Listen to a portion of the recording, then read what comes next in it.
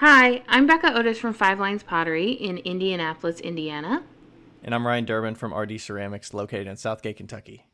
And welcome to Wheel Talk.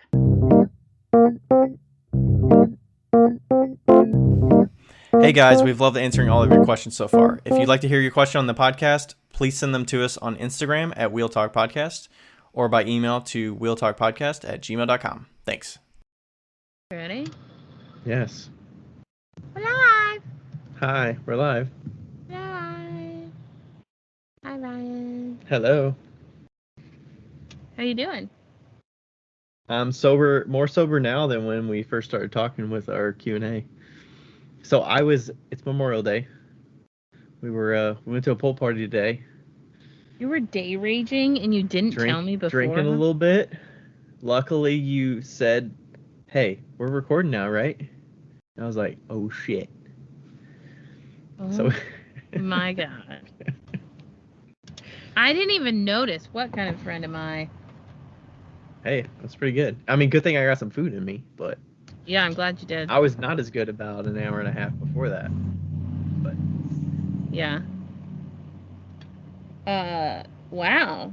So yeah, I did. Let's see, I did the farmers market yesterday. Not yesterday. What is today? Today's Monday. I did the farmers market on Saturday.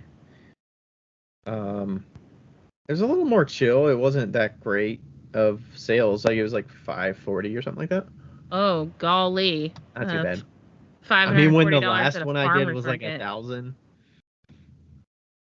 I mean, I was still happy with it. It was pretty chill. It was an easy day. Weather was great. Sold like 9 mugs, which is surprising. It was a lot of mugs I sold. Yeah, I did that and then went and visited the family and kids and all that for the family birthday party, nephew's birthday party in Evansville. So we did a lot of driving yesterday. Yeah. And came back and hung out with some friends today for that pool party. Wow, you've been busy. And yeah, I just got done interviewing. We'll see how this week should be busy too. So we'll see. I want to get some studio time in. Hopefully, I get some studio time in tonight. Yeah. And then we'll get some stuff fired. I got another show next weekend.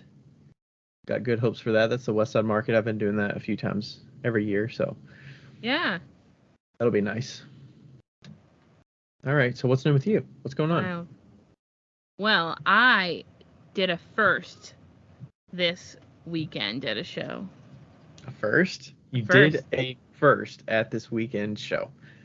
What does that mean? What did you do first? It wasn't really a show, I feel like. It was more of a small town gathering of no one. Were there other vendors there? There were other vendors there. It was up in Newcastle, and it was like a Memorial Day kind of like get-together thing. They even fired off a cannon because, small town. And I sold absolutely nothing. I had a $0 day. That's the first that you're talking about. That's the first. A $0 day. What? We saw maybe 20 people walk past our booths at the very end. Have to know more. How did you find out about this event? Okay, well, to be fair, I didn't have anything planned for that weekend anyway. And then my friend Nick was going to do this show, and I was like, I want to do the show. And so I messaged the lady, and it was $35. And so you lost money. I lost money. If you add in gas money, I lost a lot of money, but that's okay. I got to hang out with Nick all day, so it's okay. And it was funny because she's like, there's no booth assignments, so it's first come, first serve. Okay, so we show up at like 8:03, and When does the show start? Show started at 10, and you could start setting up at 8, and I was like, I'm here for the thing. She's like, okay, well, go all the way down to the end. And it was like this long street. And I was like, I thought it was first come, first serve. And she's like, well, yeah, well, there's just like there's like a flow. And so I was the second to last booth. How many booths were there? Like probably 20. Okay. So you got there ass crack of dawn in comparison to other people. And and got the second to last booth, and on this like long road, and then Nick got the third to last booth, and Pottery next to pottery. Well, I guess technically you're it not was pottery, really but... jewelry next to pottery, but like, you know, it was, he sold 2 things. He sold less than $20. Okay. So would the location have really mattered that much for your result? Quite possibly, no. Okay. Yeah, there was barely anybody there. It was. What was the event advertised as? I don't think it was advertised at all, honestly. What was it framed as? I don't know. Like Memorial Day, I guess. Oh and what's funny is that Nick was like, I saw. It was so funny. We knew it was going to be bad before we even got there, because he's like, I saw they started at 2 p.m. And I was like, what? And he's like, I also saw that it started at 10. And I also saw that it started at 12. Oh my gosh. So it was just like all over the board, and it was like a classic small town get together. Like there was only one food vendor, there was a cotton candy machine. It sounded like it was a way to like have a parade festival event, and they were like, let's get some vendors. Yeah, but there was no parade, and it was like out of town. Apparently the farmer's market was more hopping than that place, but it was okay. I went to Nick's early and we hung out a little bit, and then we hung out all day, and we left. Like, I've never fucking left an event early, and we left at like 2:30. How late was it supposed to go? 4. Oh my gosh. That's horrible. It was awful, but it was fun to like hang out with Nick, you know? Like, if I was there alone, I would have been so fucking pissed. But you could have hung out with Nick at his house without going to this place at all. What? You could have hung out with Nick at his place without going anywhere. Oh, I know. And you would have made the same amount of money. I know. He was like, that's the last event that I do with these people. And I was like, you could have got a lot of drinks for $35. You could have got lunch and some drinks for that. Yeah, so that happened. But it's fine. And I'm doing an event. Well, I'm like, because I didn't sign up for any shows because I was stressed, I'm now signing up for all these weird one-off shows. So there's this flea market that happens up here. It's called the Woodruff Flea Market. Mm-hmm. And I was talking to some people in there, and Cassie, my friend Cassie, was like, do you want to do it with us? Because she has some spot, like her friend has a spot. And I was like, no, it's fine. And then I was talking to some other people, and they're like, no, you want to do it. Because apparently it's like half flea, half art show, and like it's like huge. So I'm going to do that on Saturday and Sunday, and then I'm doing a First Friday art thing on Friday. So hopefully I can make some money this weekend. I haven't made money. I will say my celebration of the week was that I got 6 days of Etsy sales in a row, and I skipped 1 day, and then I got 2 sales. So I feel like really it's 8 days. Yeah, but I mean, you're on average there of every day. Yeah, so I'm getting a sale a day pretty much. So that's really good, but it's still not like popping off, you know. It's just kind of just there, which is fine. But it's so I really need to make some money at some point this week. Do you think doing the Etsy ads like $1 a day? I know some people do that. That's what I've been doing. That would pay off? Oh, okay. Yeah, and then I did one day where I just put $10 in, you know? Yeah. That gives you a lot of like noticeability. Like favorites and stuff, but yeah. I feel like if I keep going at this rate, I'll be pretty good by the end of the year, you know? Okay. Yeah, I mean, I don't even get 1 sale a day. I mean, maybe when you average out when I do a restock or something, but yeah. Probably like 3 or 4 a week, maybe. Yeah, so we'll see. I mean, I think it's been going pretty okay. Yeah. I need to figure out how to like increase the SEO, because that seems to be my lowest. That's my like in the stats, that's the lowest found thing, so I think I need to do some research. Where's most of the people coming from? Does it tell you social Most, media versus Etsy versus ads? I Like, think most of the people are coming from social media or direct. Let's do the last 7 days. Stats.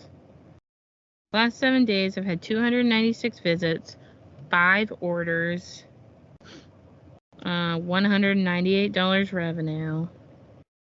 Etsy app or other Etsy pages, 98. does Direct it or give you other traffic. percentages? What? Does it give you percentages or just numbers? No, it just gives me.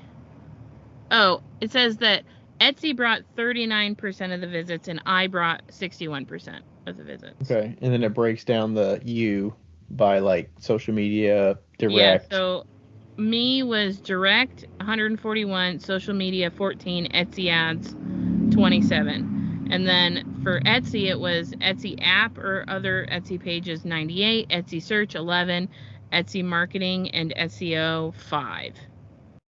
So. Okay. I mean, SEO, you're competing with the most people. And I think part of that is getting, or most of your items are long-lived listings that have multiple quantities in them. Is that No. accurate? They're all one-off listings? Yeah, I've started doing only one-offs. Okay, that's going to hurt your SEO because it helps to have listings that get relisted, because as people buy more of that item, it becomes like a bestseller, and that'll Oh, I help mean, your they're ranking one-offs, but they have like multiple of that one. in the same listing. Right, so like turquoise hoops have sold twice, and there's like 100 available. Okay, that's what I mean. Yeah. Yeah. So Okay. that listing stays live and it's not Yeah. selling it. It's not sold out. Right, it's not sold out. Yeah. Okay. Yeah, that will help with your searchability. The more people buy with it, I'm sure reviews help with those. So if people are leaving you reviews on those listings, that can also give people more confidence and more satisfaction in finding you. I wonder how much Star Seller impacts it. Did they give you any Star Seller info of how I you're have a star trending? seller. You are a Star Seller? I'm a star seller. You delivered amazing service and earned every available badge for May. Nice. Okay. Well, that's one thing you could do. I don't know how much that actually factors in, but it can't hurt and it looks good. So, Yeah.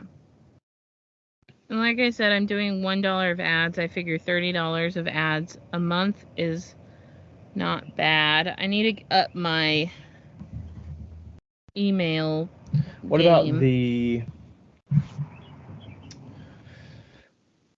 what about the turnaround time? Your shipping time? What is your processing time for an order? Is it on the 1 to 2 days? Is it on the 3 to 5 days Well, my in your shipping orders are settings? made to order, so they're 1 to 2 weeks, but I get them out in like 1 to 2 days usually. You can, if you adjust that delivery time, if you can actually get most of them out, it'll ding you if you don't get them out in time, but it'll help people get more confidence in getting things Okay. if they know that they're going to get it in 3 to 5 days, like to their doorstep. Okay. So if you adjust that to, even if you do it conservatively to 3 to 5 business days that you're going to ship it out, Yeah. that'll give them more confidence than saying like, Well, oh, it says it's going to get here in 2 weeks. I'm worried that when I'm on the road, I won't be able to turn them around that fast. You can't get them out in 3 to 5 days. Aren't they going to Yeah. be on? Aren't they going to be in stock? They're made to order, All of them? all of them, because it's like I don't know if I have the color or not. Okay. What if you adjusted the quantity so it was something you're confident that can be shipped out immediately? It'll the There's listing too stays many live. things. There's too many things, Ryan. There's like I'm That's already just the risk you take, right? That's like you get more people if you can deliver it quicker, or you get fewer people if it takes longer. But it gives you more confidence that you can have it in stock and actually deliver the thing. But you still have to make it potentially. So Yeah, and with shows and stuff, like, who knows? I don't know. I'm curious how much made to order actually is like feasible on if Etsy would uh if Etsy would deprioritize you based on how Mm. quickly you can deliver it. Like if you could change it now while you can ship it out of that, you can change it in the shipping settings. You don't have to do it per listing Yeah, I could do that in the because shipping settings. typically you would have your listings linked to a shipping profile and you would Yeah, I adjust the do. shipping profile to 7 to 10 days or whatever to 1 to 2 days, and then you can see if that makes an impact. Because especially if people are getting them for gifts, it will give them confidence that hey, I can get this in time for Mother's Day or for somebody's birthday, and they know that they can get it in time for delivery. So Did you know Etsy's working with Square now? it's been that way. Has it? It's done that for a long time, yeah. Okay, wait. What was I going to? I was going to settings. Shipping settings. Free domestic, 1 to 2 weeks. Edit. It should say how many listings are associated with that profile. Business days, 3 to 5. It just means you can actually ship it within 3 to 5. Yeah, that's 122 listings. Okay. And then like if you get to a point where there's certain forms that you can't do like that, like maybe the fidget stones you can always ship in less time because you have them on hand, or I don't know. Or you have certain listings that take longer because they're like triple hoops together and you don't want to do one to Well, two yeah, and like days. the triple hoops, I'm not doing made to order. I'm just putting up what I have. So those will ship immediately. Yeah. I mean, I do think that helps. Like I wouldn't just default it to made to order because it's one less thing that will give buyers a reason to buy it. Yeah. I mean, you got your shipping price, you got your delivery time, you got your price itself. Like, yeah, so. But maybe that'll help. You can gauge that over the next couple weeks and see. I don't know. There's not really any gift giving holidays coming up. I mean, Mother's Day was past, Father's Day. I mean, you're not really going to get people to get stuff for Father's Day for Right. that stuff. Unless you put some like sippers or something up. Do you have some I fancy have cups on fancy there? cups up. But we'll see. What if you did a Father's Day code on your email list Well, that's a good idea. to get people to buy for bourbon or something? Bourbon sipper, liquor, you know. Yeah. Um. That might be an option. Yeah. Mer. Mer. Mer. Yeah, I mean, overall, it takes time. You can't. It's hard to tell what changes actually make an impact and what doesn't. That is tough because it's like Etsy's such a. It's so hard, to like figure everything out. Yeah. Yeah. What about your shops? Did you get any from your shops or anything? No. No.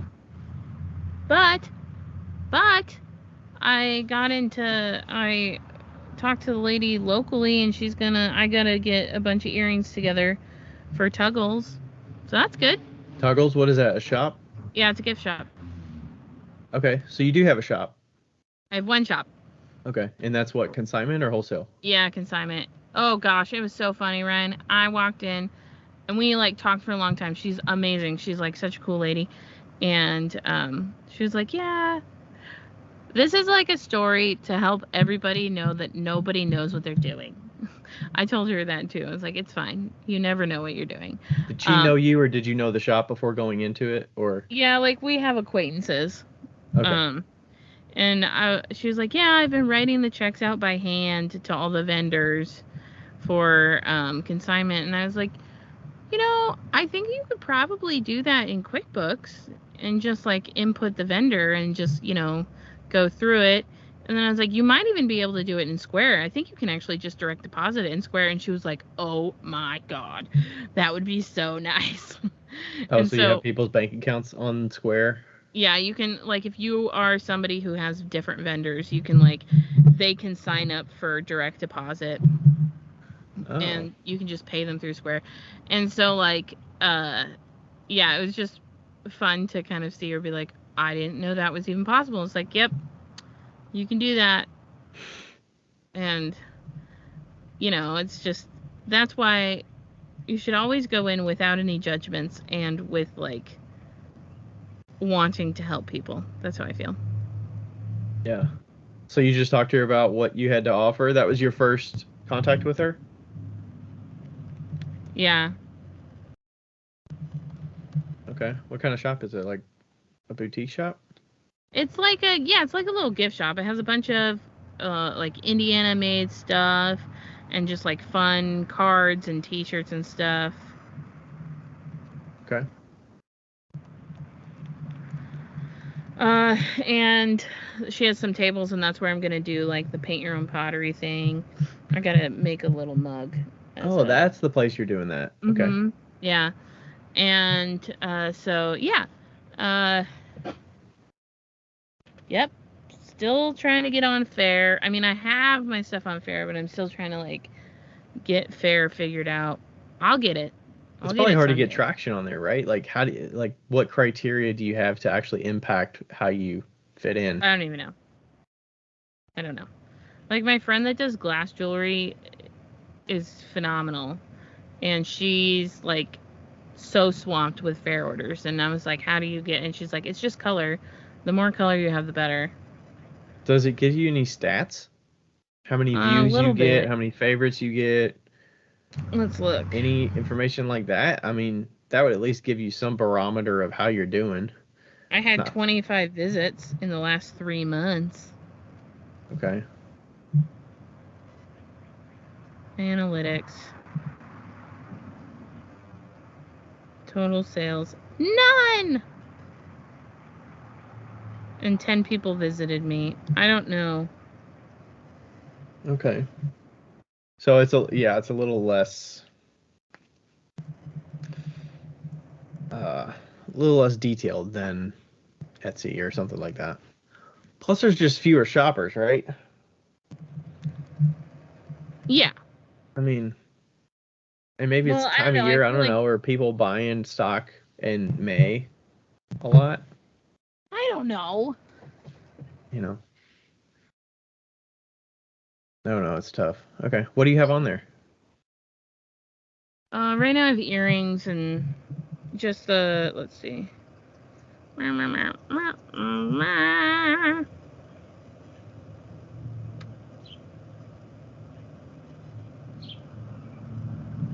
have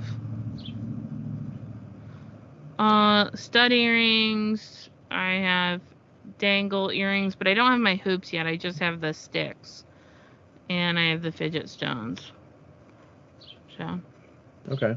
And your minimums are still like 300 or 250 No, or my something? minimums are low. My minimum's a $75 minimum. Oh, wow. Okay. So that wouldn't hold somebody back. Yeah, that's totally attainable for the stuff you have. Yeah, I think it's just like getting it out there. I think that I can do like promotion. I wonder if it kind of like snowballs a little bit. Like once you get a sale, it's probably gonna rank you more in people's feeds a little bit when they're searching. It sucks that you can't even like look up earrings in there. You can't look at the marketplace and just look up earrings and see who you're competing with. No, you have to like have somebody else's photos account. And all that stuff. Like that sucks. Yeah.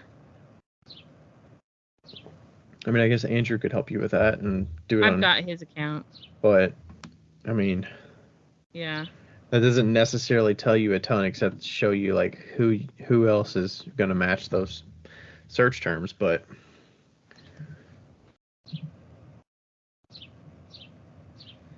I don't know. Okay, I'm doing a promotion. It's called Summer Sale. 15. And can I save the promotion? Maybe not. You're doing it on Etsy? Mm-hmm. It won't let me save it. I don't know why. Do you already have one called Summer Sale? No. Oh, I don't know. I'll figure it out. Okay. Yeah, maybe you do that with a little quick photo shoot with some bourbon and a cup or something. I don't know. Something.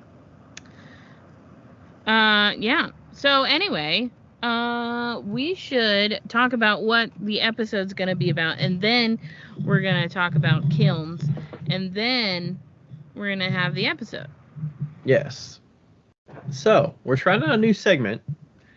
We reach out through Instagram and ask, we get a lot of questions through social media all the time and email about things we should talk about, questions people have, and we decided to try out a segment where people ask those questions, and if we think it's in depth enough that it would benefit to actually talk with someone, we're going to actually do like a live Q&A with that person, let them ask the question, and then we do some back and forth with them. So that's what you're going to hear later in the episode. That's going to be our topic for today.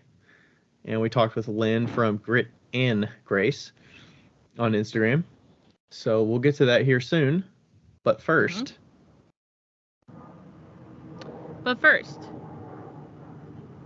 Did I tell you that I got hired on as a kiln tech? Yeah, where is that? It's at the Harrison Center, and they want to hire me for like at least 6 hours a month. Okay. What is that center? Is that like a community center that does a lot of stuff, but they happen to have clay classes or something? So it's like an art studio. Like, it's a big building that has individual art studios in it, but also it has this thing called Art Mix in it. And Art Mix, I don't know exactly what it is, but I do know that they work with clay, they work with disabled people, mentally disabled people, and those people work for Art Mix by making things, and then they sell those things, and then it goes back into the program, and it kind of like cycles. It's like self-sufficient, yeah. Yeah, so it's very self-sufficient. So it gives the people that are working there a job to do, and then it like cycles through. So they have. So you got connected with them, and how did you get connected with them for that? So one of the artists here in the studio, his wife works for Art Mix, and she's like pretty high up. She's like second. She's vice president, not president. She's the vice president. Vice director. Yeah. Vice president, yeah. And so she was saying that she was having issues with their kilns, and they have 2 L&L kilns, and actually I think they have 3. And they're having issues with the kilns, and I was like, I can come and help. So I came and helped them last week, and they seem to be running just fine. And of course, I said a few things that were just like, and they looked at each other and like, we're not doing that. We should be doing that. Because they have a studio tech that does some of the firing, or is it just the staff that does it? The staff does the firing, and I think that the person that was helping with the doing the elements didn't really know what she was doing, which is not surprising. They're kind of difficult if you don't know. Like, it's all difficult. Any kiln is difficult if you have no idea what you're doing. Right.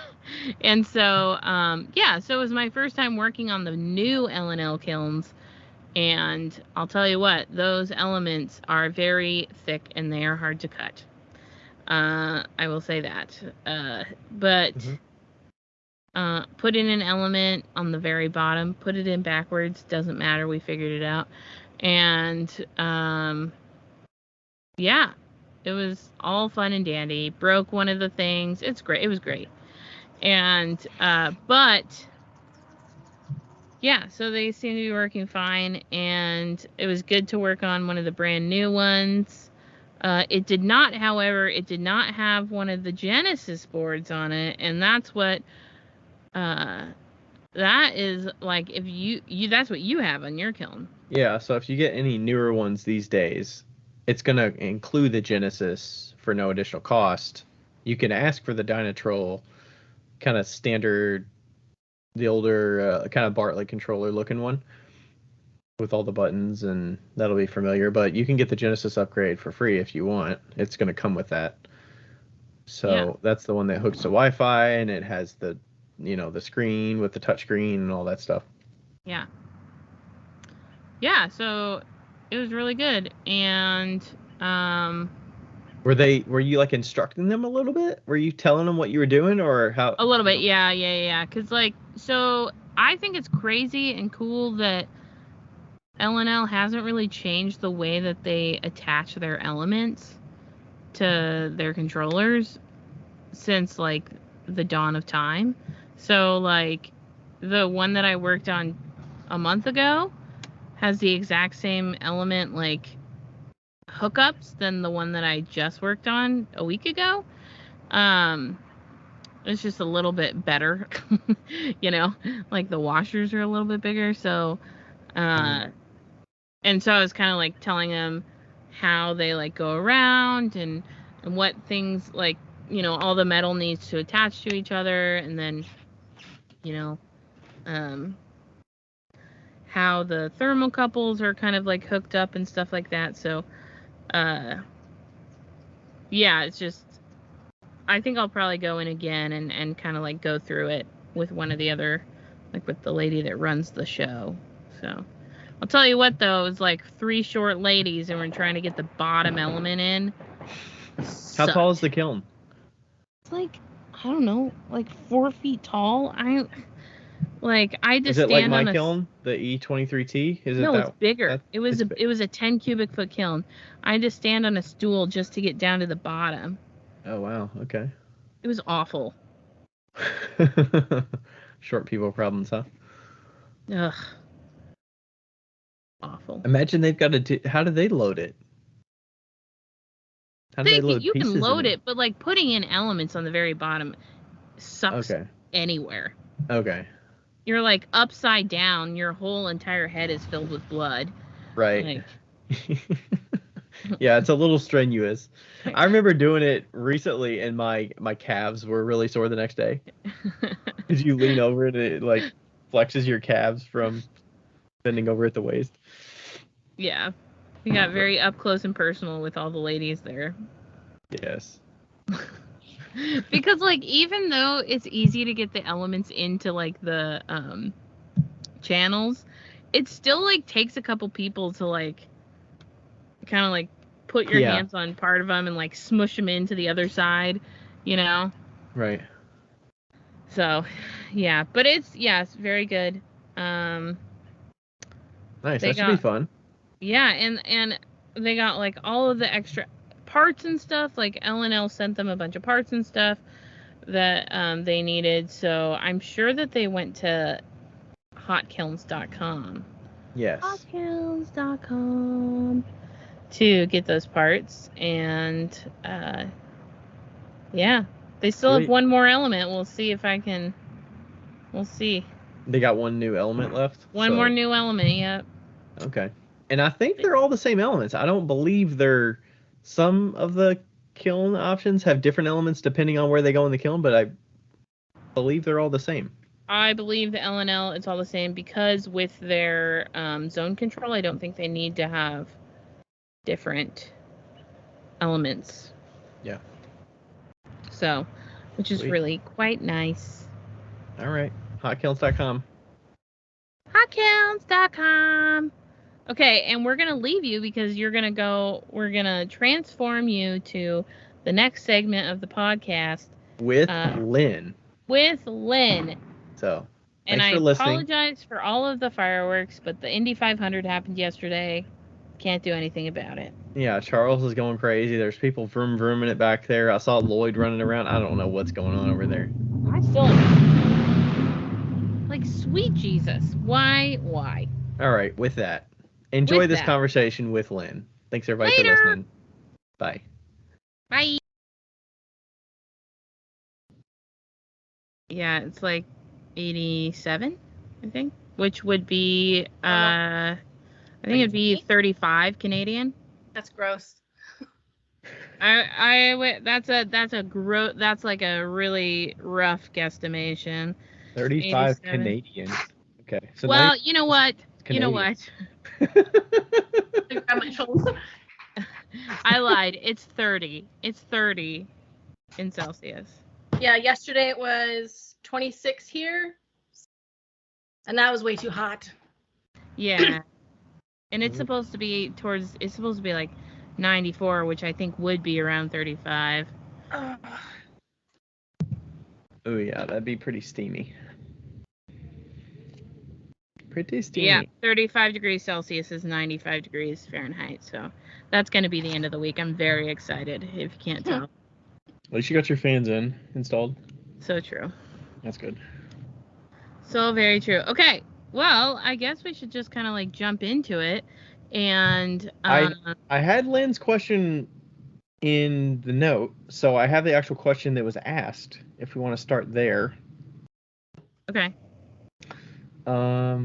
Okay. But we should ask who Lynn is first. Yes. Welcome, Lynn. Welcome, hello. Lynn. Do you want to give a quick intro of who you are and where you live and what time zone you live in? Because nobody knows that it exists other than us now. It was Atlantic. I'm Lynn. I live in New Brunswick, Canada. From the Maritimes. I have Grit Grace Pottery studio. I'm in my studio right now. I was keeping busy while I was waiting. I started in 2014 at a pottery studio. I went in to sell some mittens, and she asked if I wanted a job, so I started pottery. Oh, fun! I have not studied for it at all. I've just kind of flown by the seat of my pants and hoped things work, and so far it's going good. So when did that start? How long have you been doing it?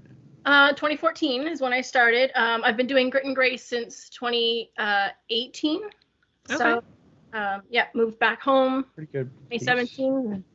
Husband built a studio in my basement for me, and it's kind of just creeping towards the rest of the basement. So we'll see if it ends up in. Never enough storage, right? Never enough storage and shelving and table space. Yeah, I'm running out of shelving. So yeah. Yeah.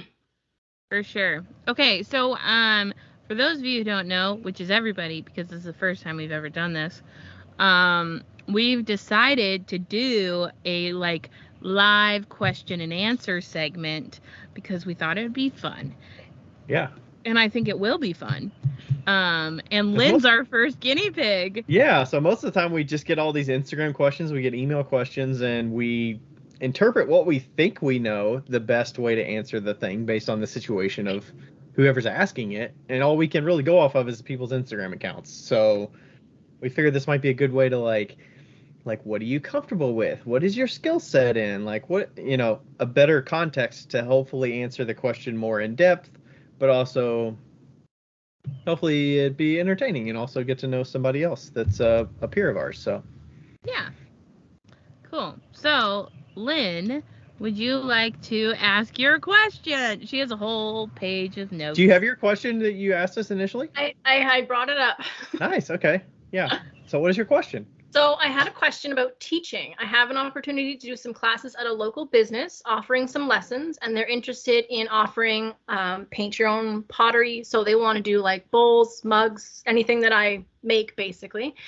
And I wanted to know where to start. I have enough knowledge, I think, to be able to show somebody how to do the things. I just mostly want to know organization.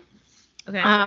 What I should have prepared, how much I should charge, supplies that I would need to bring, all that kind of stuff. So are you doing okay, wait. So you're teaching, but are you teaching wheel throwing or are you teaching the painting, paint your own pottery? So it would be it's kind of two different questions. So one would be paint your own pottery type thing. So I provide the bisqueware and they just paint it. I don't know if that's like a whole whole other beast. And then I was thinking, I only have one wheel, so I couldn't really do a wheel throwing, but I could do like little pinch pots and that kind of stuff. Ornaments. I was thinking ornaments at Christmas, maybe. I don't know. Okay, so they're basically saying like, hey, you can do whatever you'd like. And yeah. And yeah. Yeah, my first questions were like, what kind of business is this that's asking you? Are they adjacent to what you already make, or what kind of customers do they have, and what kind of business are they? So it's like a new business. They're actually like an ice cream shop type thing, and they have like seating inside. So it's kind of, it's new. It's not even open yet. They just were kind of like spitballing ideas. So I was trying to figure out how I would fit in there. They have, I don't know. I think they would for 17. So they would have like an ice cream stand, and they would serve ice cream, and then they would have seating. So it's like a retail food business. And yeah. Okay. They're getting permits and stuff. She said there were 17 seats available. So. Oh, that's a lot. Great. That's a good amount of seats. I mean, like, I think like the obvious thing popping up into my mind is to like kick it off with like a make your own sundae bowl, make your own ice cream bowl, like paint your own ice cream bowl situation, because like from somebody that's done it, I will almost always go paint your own pot before let's do make your own pot. Yeah, let's do make your own pot, because paint your own pot doesn't involve failure and make your own pot can, and if you have the wrong person, it can ruin it for everybody. But I have done like trees and ornaments and stuff, and those are always fun. Always fun. But yeah, I think like what I would say is start easy and slow and kind of work your way up, because they're new, you're new. You kind of want to like find out what each of you are kind of like doing. Yeah. What do you think, Ryan? I was kind of is there this might also help as well. Is there a reason that they sparked that conversation with you? Did you already have some relationship with them, or did they have intentions of like they want to use the space for this, or is there a reason they reached out to you? So she's a friend of mine, and she has a shop in close town, and I sell my pieces at her shop. Oh, okay. And it's a similar shop, or what kind of shop is that? No, it's an aesthetics shop, like a boutique. No, okay. like facials and like a. Oh, hell yeah. Okay. So what do they sell there? So she sells like her retail stuff, so like face creams and this kind of stuff, and then she also has like a little, it's like a local corner kind of thing. So she'll have like, she has my mugs, she has somebody else's, I can't think of what they are right now, but she's got some local artisan stuff in there, just a little bit, not very much. Yeah. And she just. Okay, so she was like, hey, I'm opening another small business, and I want you along for the ride to see how we can collaborate. Do you want to be along for the ride? How can we collaborate, kind of thing? Like, right. Okay. In the past, I'm actually, what's odd and like so timely about this question is that I just approached a business in Indy and was like, they have tables and they have like 12 seats or something like that. And I was like, hey, I could do paint your own pottery in there if you want to fill it up, you know? And so I'm actually going to be doing the same thing. But I think, like, what I find is that if you're going to, like I said, start soft and then kind of like move your way up, because once you do the first thing, you'll be like, oh, I should have done this. I should have done this, you know? But like if you made 17 bowls, you know, like little ice cream bowls, and then, or made one first and then just did like fun little either underglaze or stroke and coat. I would probably be a little bit more.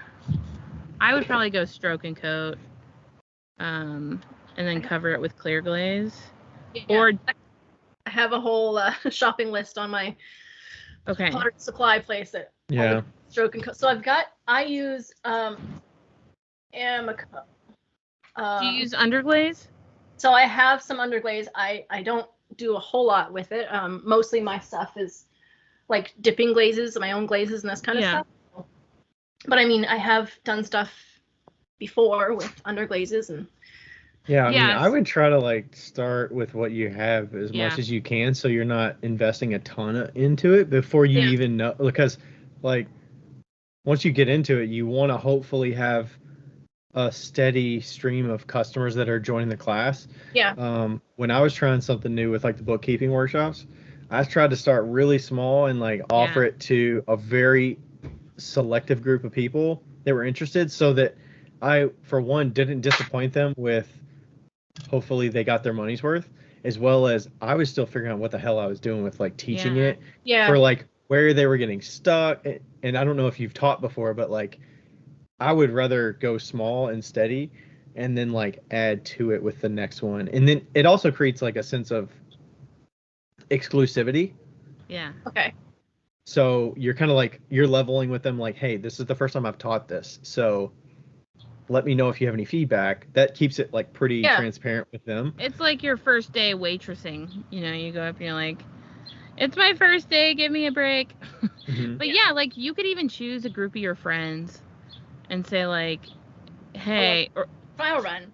Yeah, like 5 people and be like, this is what we're gonna do, and then, but don't tell them anything, just like get them into it and kind of like do a trial run. And what I would also say is don't go insane on those glazes.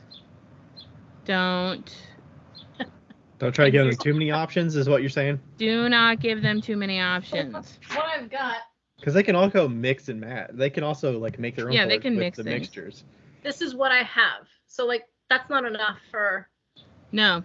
It's tiny, right? Like it's 2 ounces. So I just have, because I was just trying it out kind of thing. So. Yeah. And that I'm used to, when I was working at the other shop, she uses,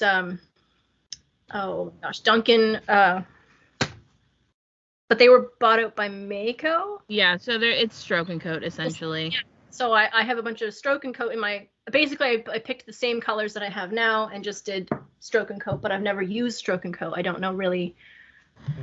Yeah, so what I would say is you want like red, blue, yellow, green, purple. You could do orange too. I like every one of the primary colors, like primary like rainbow colors, and then black and white. Yeah. Yeah, and but so here's the differences that you have with stroke and coats versus underglazes. Like for this paint your own pottery that I'm doing over at this shop, I do have a bunch of underglazes that I actually kind of need to, since I'm switching over to Speedball, I kind of need to get the Mako stroke and coats or the Mako underglazes out of the way and some of the stroke and coats, so I'm going to take them all. But I think in the future I'll probably do underglazes. So there's benefits, right? There's benefits to both. The stroke and coats they can run a little bit, so it won't be like very particular, right? Okay. Like very fine lines. Underglazes are going to have really fine lines and do whatever, but you can overdo underglazes. Like kids can just throw up underglazes and it looks terrible. And also sometimes clear glazes just don't work with some underglazes, and that's just the way it is, you know. So I would say if you're going to do like stroke and coat, make it very clear that it's not going to be perfect, you know? Because you're still going to have to put some clear on top of it. Just to, especially like at least in the inside, you know? What I used to say is make sure you cover every surface like really well. Like I need you to, if it's just, you just want it white, I still need you to put white where you want it white. you know, With the underglaze? with the stroke and coat. Stroke and coat. Okay. Yeah, so and then find a really, really thin clear that you can use and just dunk it, and it will, once that stroke and coat dries, it won't stick to that really that well, so it'll kind of like attach to all the other parts. Why would you clear over top of stroke and coat? I thought stroke and coat was meant to be like on its own if it needed to be. It can be on its own, but if some people miss spots, then that's your pretty much like your save all. Okay. And it sounds like you would want to put glaze on the inside anyways, because you don't want them to use a bunch of stroke and coat to just coat the inside. I was like, on my mugs, I just use a liner glaze. Like it's just white. Yeah. I was just trying to, I'm like, I can use white for the liner glaze to kind of like get away from like complications potentially and that kind of stuff. Yeah. I mean, yeah, you could do the white. If you're doing a bowl, people might want to paint on the inside of the bowl. That's the issue. You could paint the outside white and then have them paint the inside, you know. So, yeah. It's like there's just, you could also maybe buy some like Amico Select, I think is what the Amico Maker's Choice, I think is that's what they're called, where they're like brushable glazes, so they could Potter's Choice, so they could like brush their own colors, or you could use your own glazes those are like to have them like pints of glazes. Yeah, those ones. Yeah, to like have them brush their own as well. I would wax the bottoms before. Use Ryan's method of waxing. It's the paraffin wax. Oh God, I was using this. I absolutely hate it. It's this wax that you brush on stuff. And I'm like, this stuff gets everywhere. It's such a mess and so annoying. And then I saw you doing that, and I'm like, that's how I'm doing it now. That's it. So much better. So if you wax it before, then people won't even be able to do the bottom. Yeah, that's a good idea. Yeah. But then you have to make sure, like, when you want to take a picture, like, they're going to fill out a little card, right, with their name and their phone number and blah, blah, blah, how to get a hold of them. I would take a picture with that card against the piece that they made so that you have a record of what it looked like before it goes in. So when it comes out, you're like, oh, yeah, that one's Alex's, you know. Mm-hmm. So. You have anything to add? I have a question. Have you taught before? Is this your first teaching opportunity? So I went to college for early childhood education, so I have taught kids. They're the same as adults. They're easier than adults. Yeah, that's true. But I've never taught like a group of adults, maybe like shown one or two people what to do kind of thing, but not like formally teaching. So that's not worrisome to you, is the like getting into teaching adults for this. It's just more like, how do you figure out what materials and organize the class and class size and cost and things like that are more. That's what I was originally asking, but like I don't like groups of like crowds of people kind of thing. So it will take me, I can settle into it, but it'll take me a while to get there. That's just like my own personal issue. You have to command the room, right? You got to hold the attention of X number of people, and is it 6 people versus like 10 people, and they got to like listen to you for a minute and then like get into the gist of what they're doing, and then it's kind of coasting. Well, I feel like the class where like if I was teaching people how to like paint things, I can kind of like give a little example and then have at it, go for it, figure it out. Right. But like the teaching somebody how to make a pinch pot, that's more like hands-on, and I have to like go around to the individual people maybe, and that would be a little more. Yeah, I think because you kind of have that like going for you, I would say start with painting and then kind of like move into the other one when you're more comfortable, because you're right, you can just like type up a list of instructions and literally be like, you need to do 2 to 3 coats. Yeah, definitely make like a plate that would have like examples and stuff. So yeah, and like they don't have to follow what you did. Yeah, they can do whatever they want. Yeah, I would suspect if you went the making route, most of the effort is the like tweaking, like them making the thing and like troubleshooting in the moment of what they're making and how to get it so that it will be a finished product. but it's Yep. easier on the back end of like glazing and stuff because there's probably very limited options. Whereas if they're just painting, you have to have a lot of materials of like colors up front, and you have to tell them, but it's very like loose on what the end result looks like because they can pick and choose what they do, and then you just do like a liner or whatever. Yeah. And hopefully the back end is pretty easy. Sorry. Versus like, because you only have to fire it once in that situation, so. And it seems less messy too to do they just paint it, right?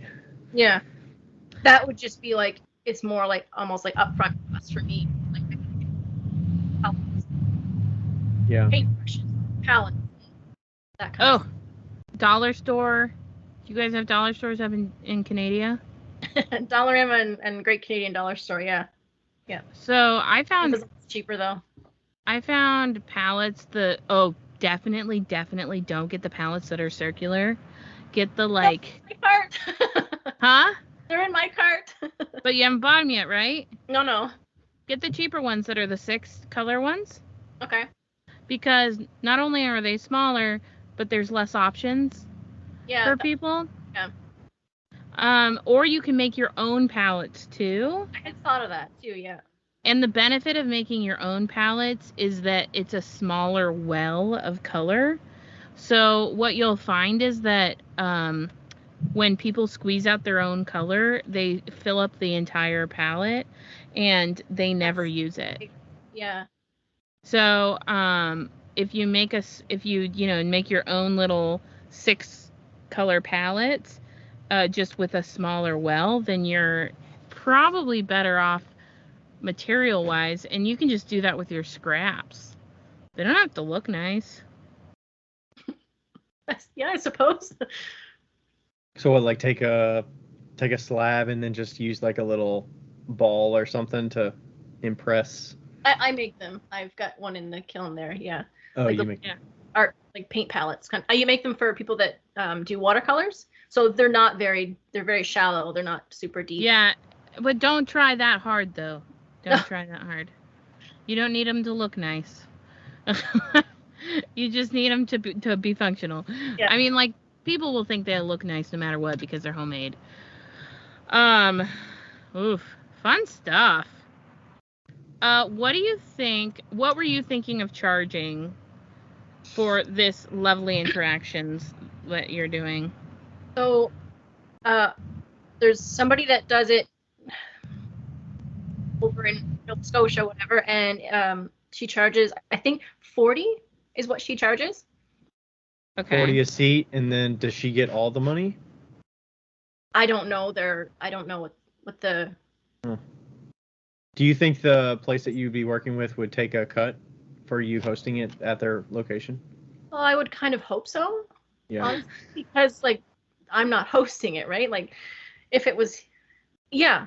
I guess that's another question. Are know you going to be the one selling the seats, or are they selling the seats and you just tell them the prices and number of seats you have available? It seems like she would do pretty much all of the advertising. I could just kind of share it on my socials, and then she would just announce because she's hoping to do like a variety of different ones, like not just pottery, but like make your own macrame and make like all kinds of different activities for people that are around. So I don't know if it would be a 50-50 thing or even like a... The place I teach at, it's 60-40 if it's a workshop. If it's more than, I think it's 60 people. And I think I got... Now I'm blanking. Now I feel like I'm getting 40%. But I think I get 60% of each seat, and they get 40%. Okay. That pays me for the time of teaching, and also it incentivizes me to get more people to fill the seats, right? How much do you sell your bowls for? Like, if you were gonna make a bowl that was like let's just assume we're doing an ice cream bowl, how much would you sell your bowl for? Those ones are 36 there, and they're like a cereal bowl. Yeah, that's a good size. And it's just 2 colors. Okay. Right. There are like they're footed kind of thing. Trimmed and everything. Yeah. Okay, so you would sell that for $36. For those in the United States, $40 Canadian is $29 American. So, I would say you could probably get away with like 40 to 45 Canadian. That's I agree. expensive. I was thinking 50, but I mean, how long do you think the workshop would be? I don't know. I don't know if it should be. I mean, to me, it sounds like, I don't know, Becca, you had a lot of people paint your own pottery. How long were they spending? Like, would an hour and a half be reasonable for that? Oh yeah, that's plenty of time. And what you could do too is just make it an open call if you're just doing paint your own pottery, so people could come in, and if somebody came in a little bit later, like you could be there from one time to one time, like let's say 12 p.m. to 2 p.m. and people could come in during that time at their own leisure and kind of like pick out a bowl. So you could potentially sell like 30 bowls instead of, however many bowls. What I would say is if it's at an ice cream shop, do 45 and include a scoop of ice cream. Like you're not really putting the ice cream lady out because cost of that's pretty low. And she's probably going to take a cut anyway. So if you add a scoop of ice cream while they're painting, then that incentivizes them to come back to the shop to eat ice cream, right? Yeah, that's the ultimate goal anyway, is to have them come back, That sounds reasonable. And I know it seems stressful to charge $45. It's not. Trust me when I tell you it is not. You're providing an experience. You're providing a handmade bowl that will be finished, and they can eat all of their food out of it afterwards. They would pay $25 for that experience alone. And you have to make the bowl and bring it bisque. Yeah, and you have to make the bowl. People usually know. They're like, oh, I would pay $45. And then you got to take it home and then fire it and bring it back. Yeah. I guess the shop would communicate with them about pickup. Yeah. It would be pick up back at the shop kind of thing. So she's like in the middle of like cottage country and like she's basically on the border going into Nova Scotia kind of thing. So everyone's driving by there anyway. So. Yeah. Yeah, and that gets people back in the shop to pick up the bowl. And when they pick up the bowl, maybe they have some sort of a 10% off coupon for ice cream. She has a little card. What is it? Buy 5, get your 6th one free kind of thing. There you go. Yeah. And I feel like this is one of those things that you have to underthink. You're overthinking it, and it's like I tend to do and that. it's like it's just being laid there in your lap to just do it. Logistically, you do have to think about that stuff, like what kind of glazes, all those things. Like maybe test whatever glazes you're doing on a bowl, and just to make sure you know what it's gonna look like, so you can convey that accurately. But people are gonna love it as long as you don't lose it or drop it on the ground. You're doing great. Yeah, what happens if something happens to it? That's another thing that stresses me out. Don't let it stress you out. What happens? Two options. You have two options. 1, you provide a bowl that you've made and glazed. 2, they get to paint another bowl at the shop, or they come to your studio and paint a bowl, or you send them home with little condiment cups of glaze and they can paint it and bring it back. That's not an issue at all. It's probably not going to happen, so don't stress about it until it does. Especially the fewer number of people you've got in the trial run that you got going. Yeah. It's gonna be awesome. I'm looking forward to it, but also Plus, you don't she was saying, you don't have to overthink it. As in, you could do it and they could fill up, and then you could do the next one and then it could fill up, and that you just see what happens, right? And it could be a flop. You could get people to do it, and then it happens, and then you try to fill the second or third one, and like you get 2 or 3 people that sign up. Like, Yeah. you're trying it out, you know? Yeah. And like the first time that I ever did paint your own pottery stuff, I was like going to people's houses, and we were doing like wine and paint your own pottery at people's houses, like kind of like a pampered chef party, but Right. doing paint your own pottery at their house, and they looked so bad. Like the underglaze and the glaze that was on top of it looked awful, and everyone loved them. They could not give two shits. They thought they were the coolest thing since sliced bread. Like our like as potters, our like level of what we want it to be is so much different than theirs. And I mean, the quality of the bowl's already going to be there, so. Yeah.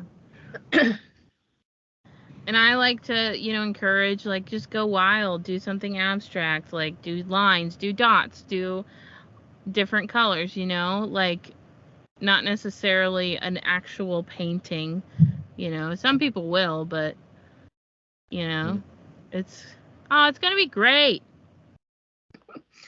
Another thing you said, wax the bottom. So signing it. No, that's what the cards are for. Never mind. I answered my own question. Yep, you don't Yeah, need they just have to be descriptive on their what they put on it. And hopefully there's not too many. You could just sit the slip inside the bowl and keep it nearby.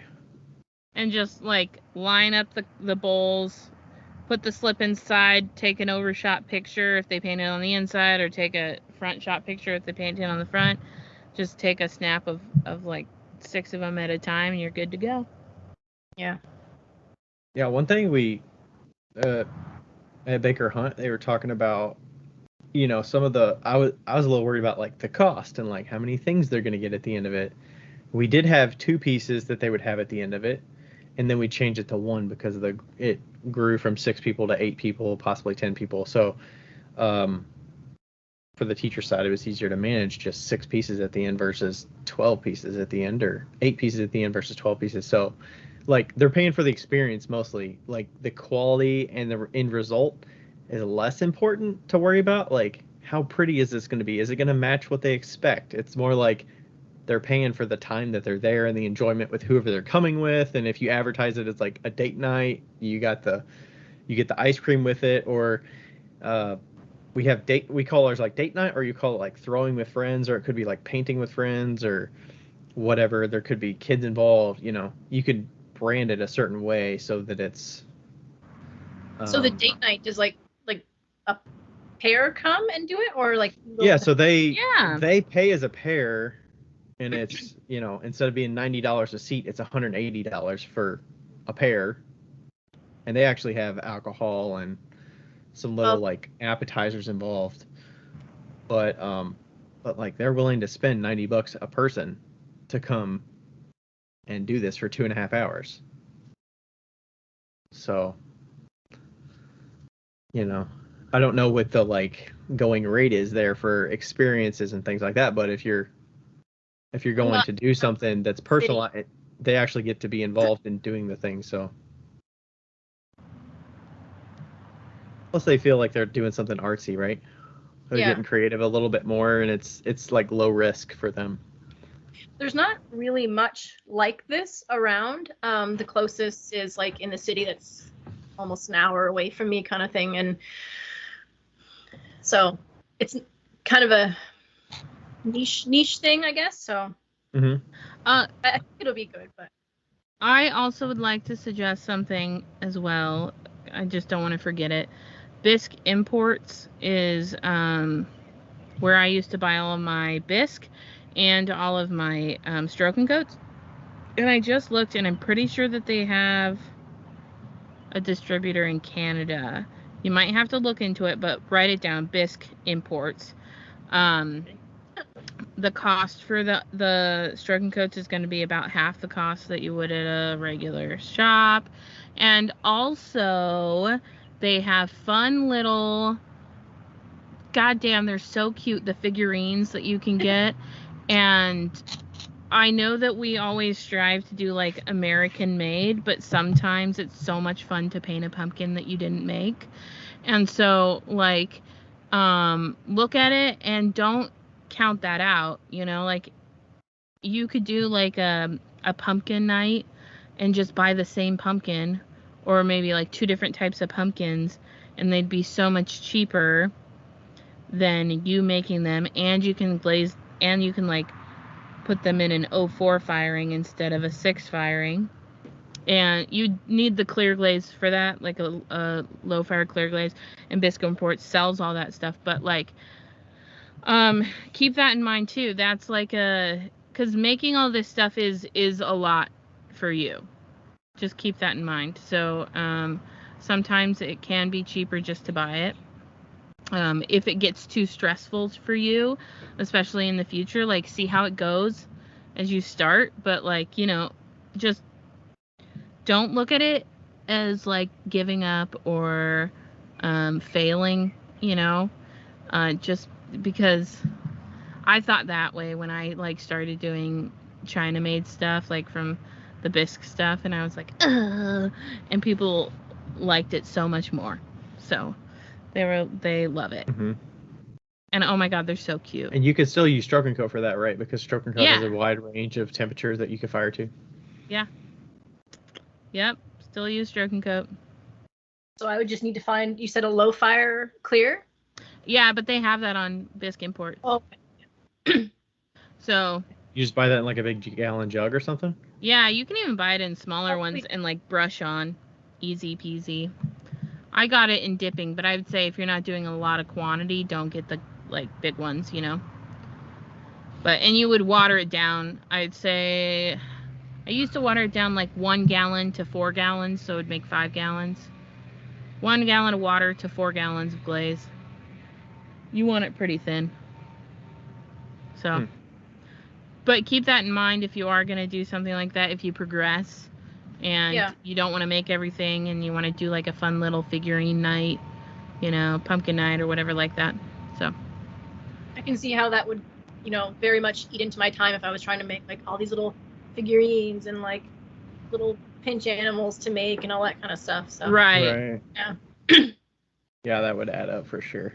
Especially when Definitely you're, hey, I've got this thing on the books, and you try to plan ahead for this specialty night, and then you're like, okay, when am I going to make the things for that night? Yeah. And then get them fired and all that stuff. I've got my wheels turning already, and I'm like, I want to do like a Christmas in July if she gets this up and going. And I'm like, I already make ornaments and stuff. I could just bring more ornaments to paint and that kind of stuff. That could be something really quick. I can fit a lot of them in my kiln. And yeah. And they have a nice canvas to just do whatever they want with it. Yeah. Yeah. I always find cookie cutters at like yard sales and stuff. I have so many. It's ridiculous. Yeah. And like the bowls, like you can make, they don't have to be all the exact same bowl. You can make some that are a little shorter and wider, or some that are standard. I mean, let them pick whatever they want from the batch or whatever, you know. This is probably a little bit too big for that's a lot of ice cream. That looks pretty big. That's a big ice cream bowl. Yeah, if that's like 1.5 pounds, I would use maybe like 1 pound or 1.25 pounds maybe. I use 8 ounces for my ice cream size bowls. Oh my gosh. Oh my gosh. That sounds tiny. I think that's a trimmed foot though, Becca. Yeah, this was like a touche. Maybe 12 ounces. 10 ounces, but yeah. I mean, my mugs are large. They hold like 20 ounces. They're large. Yeah, they're really big. So. Okay. And typically with the turnaround time on our workshops, we usually do about 2 weeks. So don't feel like you have to rush. Oh my gosh, Becca, is that Charles in the background? What is that? Oh my gosh, she's like on the railroad tracks almost. So typically we do about 2 weeks turnaround time. So I think he's gone. We have someone email from Baker Hunt that tells the people that book the reservations that, hey, this is ready for pickup. I don't know if you're going to be in charge of it. I mean, it's nice to just offload all of that. If the business will take care of all of that, that's really nice. All communications with them, all registration, taking money, and then you just get paid out from them. Like, communicate. That's really nice to not have to worry about all that. I'd probably try and take over a little bit of that just because of I'm trying to be nice kind of thing, because she's, by herself running 2 businesses. She'll have employees, but like, Yeah. I don't know. Well, and you could also, if you are gonna do like if you're going to do like I don't know the word, like appointments almost, you could do like square appointments or something like that, so you have all their information when they sign up too. Yeah. That way, you just have it, and then you can put them all in an email and be like, everything's ready. It's all at the shop, So Right. they could just sign up through Square Appointments, pay, and you could just put it on her website and have it like go to your Square or something. I don't know, but I don't know if she'd want to collect the money and then pay you out, or she'd rather you handle that. I don't know. I don't know. That can get kind of messy. I would just determine up front like how you want to organize that stuff. Yeah. Yeah. Because if it's more work for you and obviously you're going to market it because you want to help get people butts in seats, but that could be part of what you negotiate of what your cut is. Yeah. Maybe your cut becomes 50-50 at that point if you're helping communicate with people about pickup, and you already got to take it and fire it and stuff. So yeah. For me, I don't even I go in 30 minutes before the class, prep the clay, teach the class, 2.5 hours. So I'm pretty much done. After 3 hours, sit it on the shelf, and then the studio tech fires it, glazes it, communicates with the customer, communicates with them. So I am literally just there to teach it, and that's it. Oh, okay. And I get a 60% cut from that, I think. Otherwise, it's an hourly rate, but even if it's an hourly rate, it's like 30 an hour, maybe 35 an hour. I think it's 35 an hour for 3 hours. So $105, I think, for 3 hours. The lady that I'm doing it with is not charging me to do it. So they have more of like a like a store, like a boutique kind of store and like a gift shop. And she said that doing it during store hours brings more customers. It tells people they're here. It brings them back. So they don't even charge. I was like, are you sure you don't want any money? She's like, nah. So you get to do whatever you want and just work with her on scheduling, and then you book all of the seats? Yeah. Oh, no, she books the seats, I think. Okay. You just got to communicate with her. Well, we're leaving it kind of open so people can just, like, show up, but... Okay. Yeah. I think we're going to do Pride. Rainbow Kips. Okay. I'm going to do it in June, so what I can do is I'll make sure you contact me, like... I'm doing it June 25th. I have to make the demo cup tonight. And, but yeah, I'll try to, like, kind of keep notes of how it went and what I did and all the things like that. And Ryan, if I could borrow some clear glaze, that would be great. Just the Cone 6 clear? That's fine. Yeah. Cool. You don't want to make clear glaze? Nope. Are you going to be doing this more than once? Nope. No? I mean, I might be doing it more than once, but I'm going away for like 3 months, so. Okay. Remind me. I will. Okay. Lynn, what else did you have on your paper over there? What other concerns did you have? This was mostly just, you covered pretty much all of it. One thing was, she had mentioned, I do mugs with transfers and stuff. She wanted to know if that was a possibility and that kind of stuff. And I'm like, I mean, it's a possibility, but I don't know if I want to do it. It's a lot of extra work and looks like I'm not going to do it. That would be maybe a specialty night. Maybe you put a transfer on, or they pick one of 3 transfers some specialty night. You maybe charge more for that. They put the transfer on, you teach them how to do the sponging, peel the transfer off, and then they decorate around it. And then you glaze it and fire it. Like, maybe that's an option. I don't know. No, you can't do that because you have to do the transfers on the glaze. You can put it right on Bisqueware. Yeah. Oh, you're doing transfers on bisque. Never mind. I thought you were doing decals. In my mind, I heard decal, And I was like, that's a terrible idea. Transfers are great. Yeah, just like little transfers and this kind of stuff. I don't know. I think that's a whole, I think I need to see how the first one goes. And Yeah. You have to and- get the groove of like what you're doing, and then like limited options are good. Of, well, that's what I'm thinking. Like too many options. And it could be as simple as like, hey, we have I don't know. For some reason, I keep picturing like a little chicken underglazed character or something, or some animal or something that is very like this big, and you get to pick exactly where you want to put it on the piece. I can show you how to attach it, and then you can decorate around it. Yeah. And then I'm going to glaze it. Like, it could be as simple as that, and they still get to like customize it a little bit, and and they still feel like they're doing something artsy, right? Yeah. Yeah. I think that was it for all of my the paint your own pottery kind of thing. Also, my kiln's not super big, so I don't know about the 2-week turnaround. I'd have to be, especially bowls, I'd have to be doing them a lot. Yeah.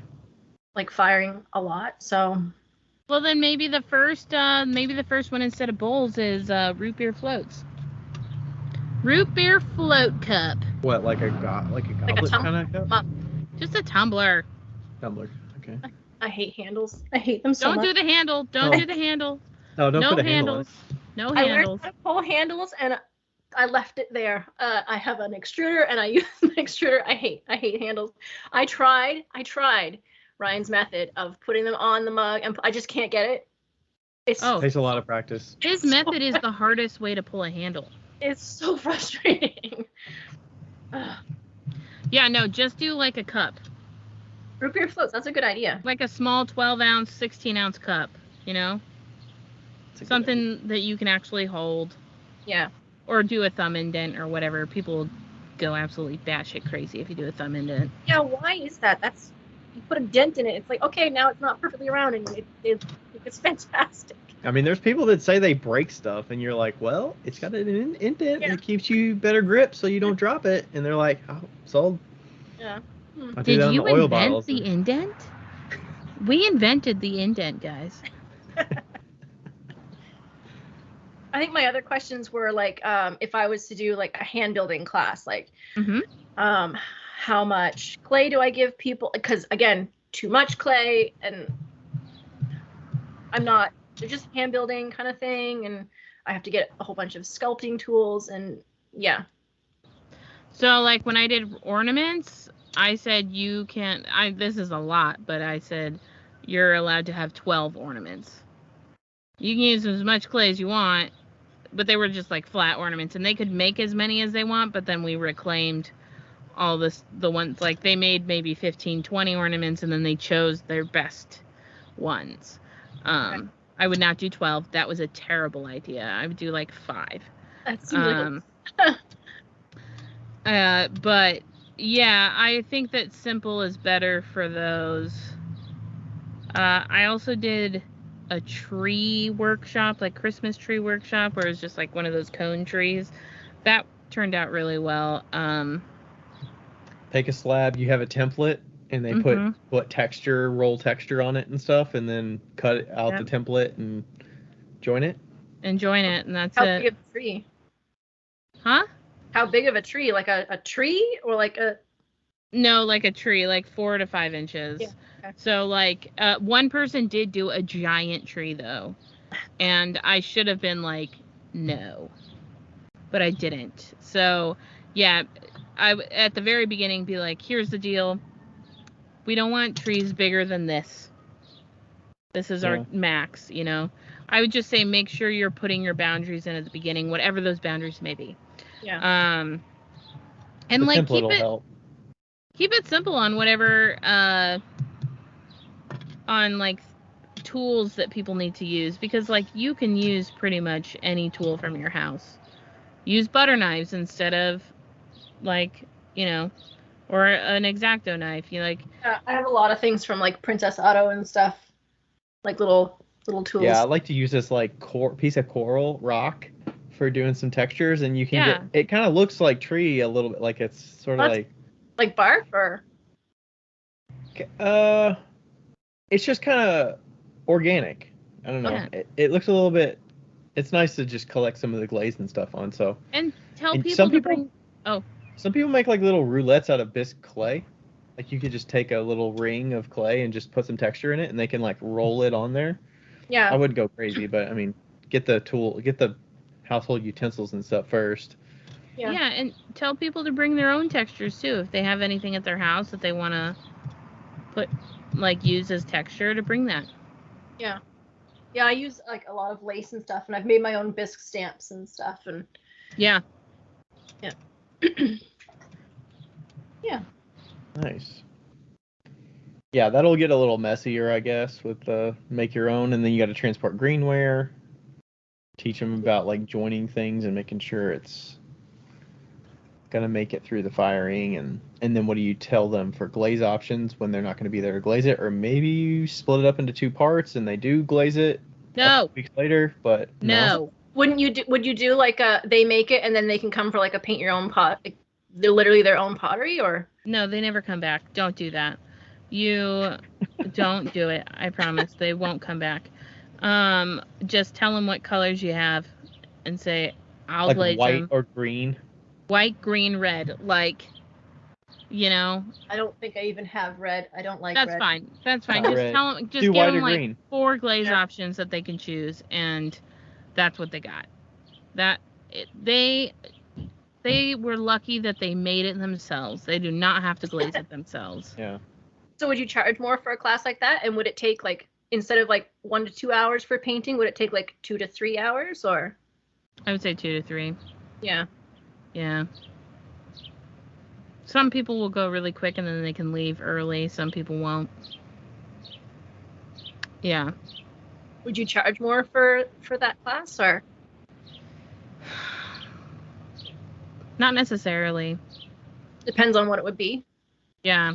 Like little ornaments, maybe Isn't not. there more work on her side with the There firing is. it once I'm and not- then taking it out, glazing it, and then firing it again? But they're so little. Like, if you're doing like 5 ornaments, $45, maybe 50, 55, I was thinking 60. 60. 60 American, 60 Canadian, or? Canadian. We're thinking Canadian. Yeah. I mean, I was thinking American, but 60 could. I mean, relative to the other, like, let's say it was 40 Canadian, I would do like 55 or 60 Canadian.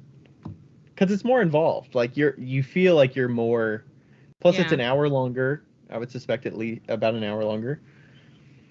And yeah, they're actually hands-on. They actually have to take some instruction and listen to what you're doing, and they also have customization of what they're doing, and they've made it from scratch. Plus, you have more work up front of like getting the clay there, getting the tools there, getting the surfaces ready, clean up, loading it back and forth from your studio. Like, I don't know. It seems more involved to me. Just make it worth your time. Yeah. And if you don't want to do it, don't do it.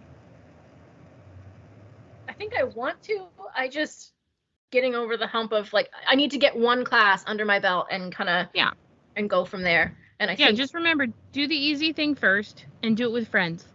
Easy thing first with friends and potentially alcohol. that's always a good idea. I mean, the ice cream will help too. They'll be like, oh, I get some ice cream out of this. Yeah. Boozy root beer floats. Yeah, I like the root beer float idea. That's a good idea. Nice. Okay. Yeah. This was fun. Thanks for joining us. Hopefully you got a little more confidence going into this. I think so. I think you answered pretty much all of my questions. Don't invest too much into it until I get a few things under my belt, and 100%. yeah. Don't go into debt to something that you haven't already done yet. Yeah. And like whatever you're buying, make sure that you can use it if something happens, you know? Like, I mean, I'm sure you could use the stroking coats on ornaments and stuff in the future. That I didn't have a problem with. It was like all of the various paintbrushes and the palettes and that kind of stuff. Like, if I don't do this, what am I going to do with 20 palettes? Like, but thankfully 20 palettes on Amazon is like $5. yeah, it's not very expensive. But and there's very cheap brushes on Amazon too. Yeah. There's a supply store in Cincinnati that we have like used art supplies, and they sell it at super discounts. Like, I don't know if that's an option. Oh my gosh, Becca. Is that a bomb that went off in the background? Jeez. I don't know. Hold on, I'm gonna mute myself. You guys can carry So on. like there's an art studio supply shop here. I don't know if you all have anything like that where it's kind of like a Goodwill for art supplies. It's like a thrift store. I haven't seen a Goodwill for art supplies. I think the closest would be, well, there's like Michael's and stuff, but it's like $5 paintbrush kind of thing, like just one. Yeah, I'm sure you could get a batch of them off online somewhere. I didn't know you guys had a used art supply store in Cincinnati. Yeah, it's in downtown. Why haven't we ever gone? It looks like kind of a mess because there's so much crap in there. Like, there's you, fabrics, Ryan. there's paints, there's like brushes, there's all kinds of stuff. I don't know if it's sort of like a pay what you want, but it's close to that. Yeah. I just realized I'm gonna have to get brushes too. Frickin' egg. Yep. I found a pack of, I think, 90 brushes for like $20 Canadian. So it's in my cart on Amazon. So it's not That'll be good. Well, I found those palettes at the dollar store, so I'll go get a bunch of those. I only need 12, but You know what we used to use back in college? We would 2-liter buckets or 2-liter drinks, and we would just cut off the bottom where the little texture is at the bottom, and use those little areas at the bottom of the 2-liter jug. Yeah. Palette.